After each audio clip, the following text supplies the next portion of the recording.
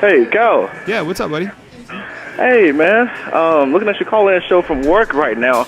I don't know, can you hear me or not? Yeah, we can hear you. Yeah, what's up, man? You're on the line. Go ahead. Cool, man. Missed your last call-in show against LSU weekend, and I really had like a lot of stuff I want to get off my chest, so I'm gonna go ahead and do it tonight, man. But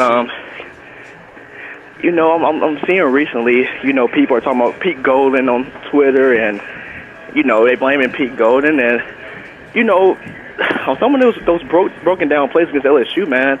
I mean, those are on the players, man. Some of those are on the players, and you know, I'm not gonna sit up here and blame Pete Golden for everything. I mean, yeah, defense looks bad, but the players, I mean, they just look like they really, like someone said, I think they're just playing for themselves right now, man, not as a team.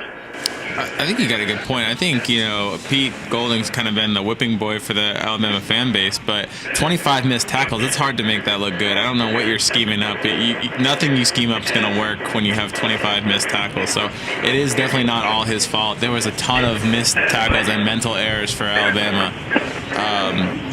It's hard to overcome those. Yeah, I think to go to Tony's point and to yours, I'm sorry, I didn't catch your name, by the way.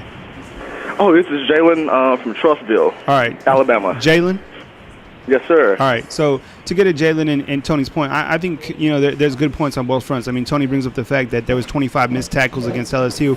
I mean, that's just something that we haven't seen from the Alabama Crimson Tide before. How much can you really put on Pete Golding? I mean, I think that's a great question and something that we should really dig into more, because I think a lot of people want to put all the blame on Pete Golding every time that they see that they see the defense allow points. And I think we have to also put into perspective, look at the youth that's also out on the field, right? I mean, how many freshmen weekly are out on the field? Now, they subbed in Markel Benton in their dime package this last game. How much is it schematics? How much is it, you know, the youth on the team? I think it's a good question to go forward. I mean, let me, Jalen, before I go back to you, Tony, what's your take on Pete Golding? How much of the defensive woes are on Pete Golding, in your opinion? You know, like I said, I mean, it's really hard to scheme something when you have that many amount of mistakes. Part of that, though, is coaching his team to not make those mistakes. So I think it's just, you know, I don't really think when you have a loss like this and there's a lot of mental errors, I don't really think you can pin it on one person in particular. I don't think it's all Golding's fault. I don't think it's all one player's fault. You know, losses like this are a culmination of a lot of factors. And so I think everyone kind of played a part, including Golding. But I don't necessarily want to think that you should put it all on him or any really one player.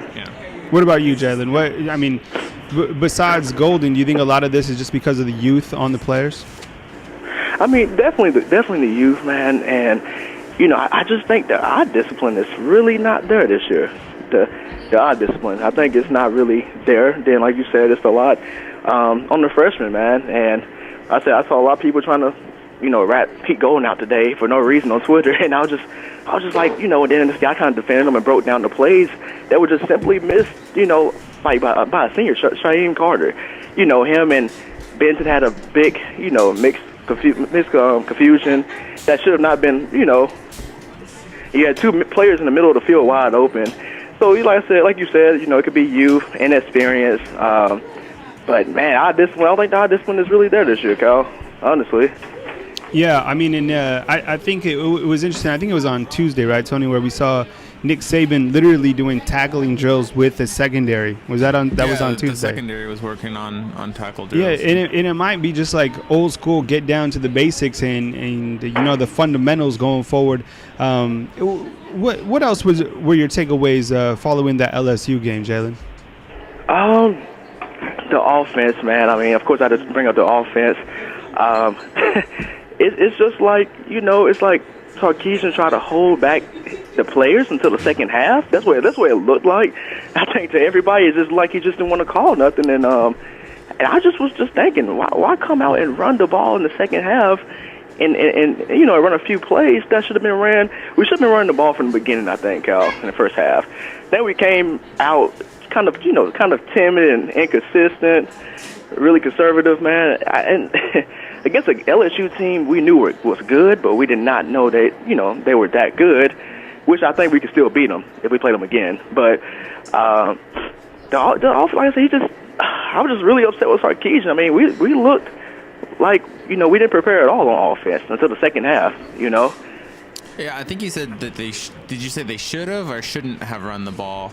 No, he said I think they should have ran it more in the first half. Yeah, I was going to say, I agree with that statement. I think they should have ran it more. It looked like Najee had, a groove going, and, if LSU was planning to take out those slants, I think you could have really moved the ball on the ground, which is what they did in the second half. It also would have kept that LSU offense off the field, which I think would have helped Alabama as well. So I was a little surprised it took them so long to get to the running game. I'm really surprised because, you look at it, we tore LSU up second half, man. Sure. They couldn't do nothing with us, to be honest. Yeah, and I think you got to look at it like this. Najee Harris is coming in right now playing at an incredible level. The talent that he's peaking at right now, he's one of the best running backs in all of college football.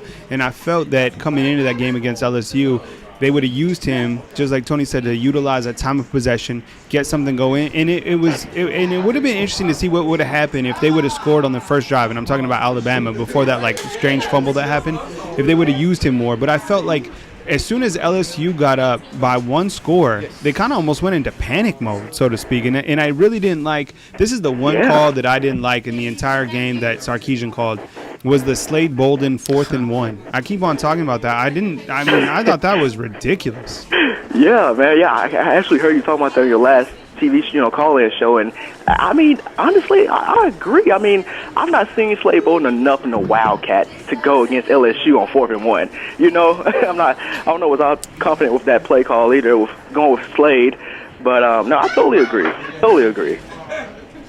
Anything else, Jalen, while you're on the show, man? We appreciate you calling in, man. I know you've obviously watched before. We're coming to you from Voodoo Wings here in Tuscaloosa. So next time you roll through and you're down by University, be sure and stop in and tell them we sent you. Is that cool? Yes, sir. Yes, sir. Like I said, Cal, I appreciate you, man. I'm going to get back to work. Hey, man, y'all take it easy. Roll Tide. All right, take it easy, buddy. Thanks for calling in.